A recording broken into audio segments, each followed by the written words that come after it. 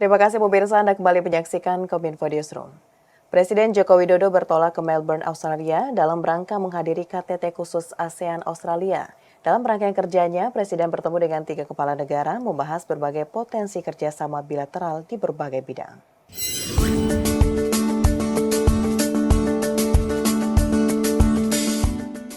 Rangkaian pertemuan Presiden Joko Widodo dengan 3 kepala negara dimulai dari pertemuan dengan Perdana Menteri Kamboja Hun Manet di Hotel Park Hyatt, Melbourne, Australia. Dalam pertemuan ini, Presiden membahas hubungan kerjasama bilateral terkait dengan perdagangan investasi, pencegahan, dan penanganan tindak pidana perdagangan orang antar negara asal serta peningkatan kerjasama di bidang ketahanan pangan, termasuk impor beras dari Kamboja. Tahun ini kita merayakan hubungan diplomatik ke-65 dan kita perlu memperkuat kerjasama konkret di seluruh sektor. Untuk itu saya berharap sidang komisi kerjasama bilateral dapat dilangsungkan pada tahun ini. Saya juga mengucapkan terima kasih atas dukungan Kamboja terhadap keketuaan Indonesia di ASEAN tahun lalu.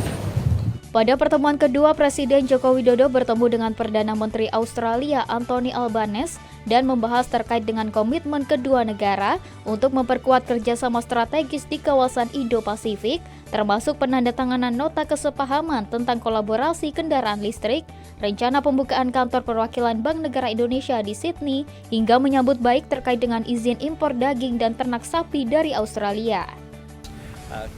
Perdana Menteri Albanese, saya senang dapat berkunjung kembali ke Australia dan Australia adalah mitra strategis Indonesia dan mitra strategis ASEAN di kawasan Indo-Pasifik, kawasan tempat kita dan dalam nanti berbagi masa depan serta tanggung jawab bersama untuk menjaga stabilitas.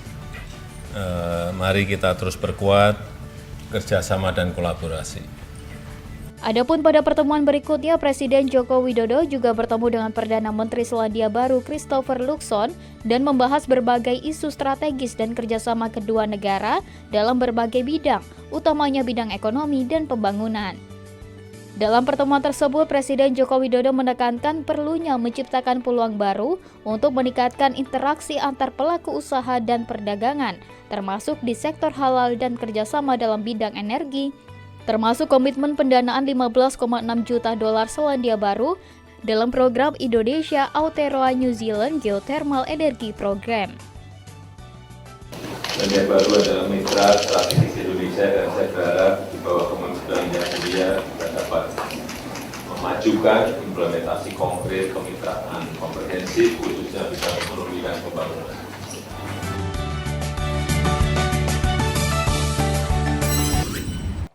Pemirsa, Kementerian Perindustrian menargetkan realisasi belanja produk dalam negeri untuk pengadaan barang dan jasa pemerintah hingga akhir kuartal pertama 2024 mencapai target 250 triliun rupiah. Hal itu disampaikan langsung Menteri Perindustrian di pembukaan Business Matching 2024 di Bali.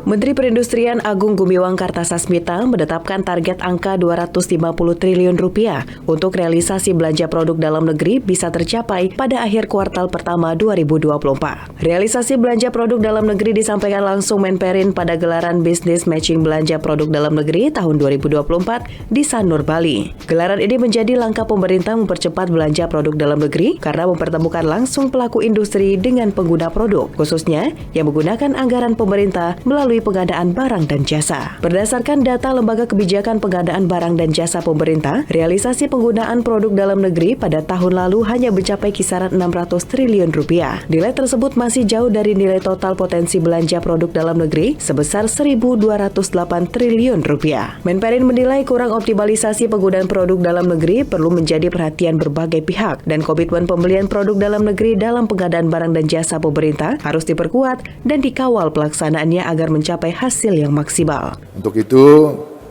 realisasi belanja PDN, produksi dalam negeri, diharapkan, ini target kita, pada triwulan pertama tahun ini bisa mencapai angka 250 triliun, dan kita juga berharap bahwa pada kegiatan business matching kita 2 atau 3 hari ke depan bisa tercatat kontrak di atas 200 triliun. Melalui pameran bisnis matching produk dalam negeri yang disampaikan sebanyak 182 booth, angka ini melonjak dibanding pelaksanaan tahun lalu yang hanya mencapai 109 booth. Sementara peserta yang datang merupakan perwakilan dari 84 kementerian lembaga, 552 pemerintah daerah, dan 23 BUMN. Produk yang dipamerkan berasal dari binaan Kementerian Perindustrian, Kemendikbudristek yang telah mengantongi sertifikat tingkat komponen dalam negeri. Pemirsa, pemerintah meresmikan pabrik alat kesehatan Virtue Diagnostik terbesar di Asia Tenggara yang berlokasi di kawasan industri Jababeka, Cikarang, Jawa Barat. Peresmian pabrik tersebut dilakukan secara langsung oleh Menteri Kesehatan Republik Indonesia Budi Gunadi Sadikin.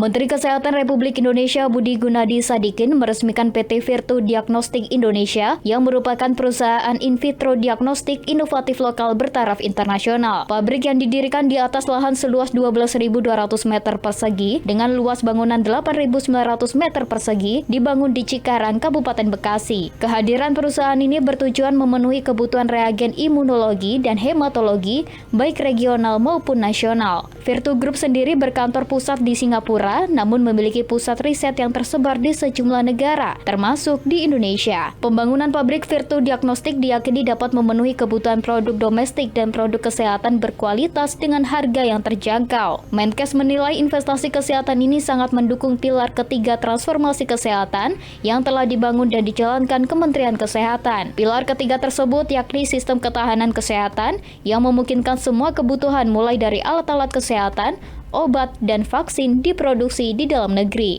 Saya di sini di perusahaan Virtue DX yang sudah setuju untuk membangun pabrik hematoanalyzer dan juga immunoassay.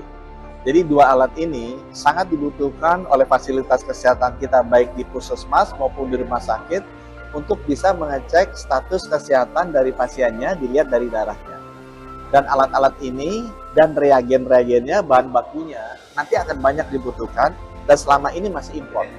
Dengan adanya bantuan dan komitmen dari teman-teman di Virtue DX untuk berinvestasi di Indonesia, membangun pabrik di Indonesia, itu sangat kita hargai. Menkes mengungkapkan dalam 3 hingga 4 tahun ke depan, pemerintah akan mengalokasikan dana besar untuk pengadaan alat-alat kesehatan yang diproduksi di dalam negeri. Tujuannya selain menarik peluang investasi, juga menguatkan infrastruktur kesehatan negara, memenuhi kebutuhan dalam negeri dan harga yang terjangkau.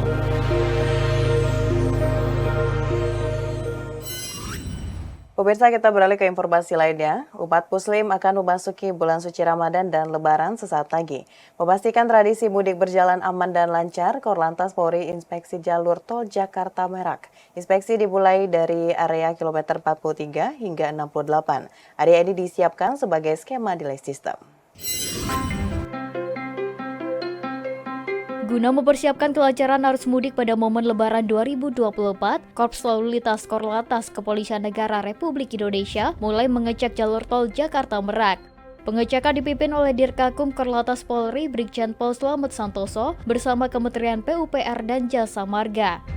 Pada kesempatan tersebut ada beberapa titik yang ditinjau oleh Korlantas Polri. Titik pertama yakni rest area kilometer 43 dan kilometer 68, di mana nantinya akan diterapkan mekanisme delay system di rest area tersebut untuk mengantisipasi kepadatan di Pelabuhan Merak. Delay system merupakan skema pengaturan lalu lintas dengan memanfaatkan rest area maupun yang ada di jalur arteri untuk memperlambat kendaraan pemudik menuju pelabuhan demi mencegah antrian panjang kendaraan. Pelaksanaan delay system tentunya perlu pengelolaan dengan baik dengan cara memilah arus kendaraan yang perlu diarahkan masuk ke rest area kilometer 43 dan rest area kilometer 68. Selain mengecek jalur tol Jakarta Merak, Korlantas bersama Kementerian PUPR dan Jasa Marga akan memantau kondisi Pelabuhan Merak dan Pelabuhan Ciwandan. Adapun pada masa angkutan Lebaran nanti, Pelabuhan Ciwandan difokuskan bagi roda 2 dan angkutan barang. Sementara bagi pengendara roda 4 tetap menyeberang melalui Pelabuhan Merak. Hal ini dilakukan untuk mengantisipasi beban penumpukan pemudik yang hendak berangkat ke Sumatera, sehingga tidak menumpuk di Pelabuhan Merak. Pemirsa, usai jeda pariwara, kami akan kembali dengan informasi lainnya. Tetaplah bersama Kominfo Newsroom.